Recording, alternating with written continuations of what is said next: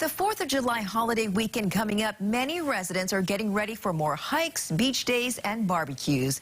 But for anyone with allergies, these activities can trigger some not so fun side effects. Here to talk about common allergies and what we can do to find relief is Dr. Jeffrey Kam, allergist with Straub Medical Center. Good morning, Dr. Kam. Thanks for joining us today.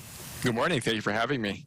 Sometimes when you think about allergies, when I think about allergies, I think about seasonal allergies associated with springtime, but we can see allergies year-round in Hawaii.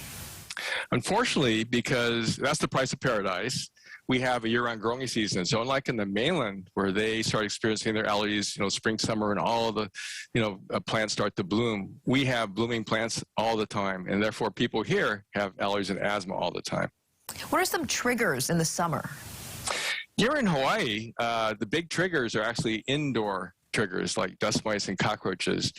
But what happens is because you're super sensitized by the dust mites and cockroaches from the inside environment, when you go outside, you're just more sensitive to a lot of other things. It could be anything from heat, humidity, strong odors, or even smelling a flower could be a problem. Cigarette smoke, fog, all these things can also trigger you. Before we talk about relief from allergies, how do you know if you're even experiencing allergies? Because some people think they're sick, but they're actually having some side effects. That's an excellent question. Certainly the symptoms of an allergy or even a common cold can be very similar. The sneezing, the runny nose, the postnasal drip, the sore throat. One of the main defining factors that goes more towards an allergy is that, in fact, you get it a lot.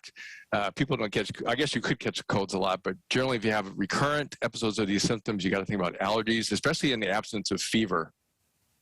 And how can people seek relief? Because sometimes allergies can be just annoying and actually disruptive. Absolutely, can really change your quality of life. The main thing is to try to identify your trigger, and that's where an allergist may come into play, where we can actually figure out what you're actually allergic to and try to avoid it. So, for example, if you're allergic to grasses, then obviously you don't want to be hiking around in grasses or around someone who's mowing the lawn or weed whacking. And then how do you find out what you're allergic to? Do you go in for a test, and what would that consist of? Because people might be a bit hesitant and skeptical.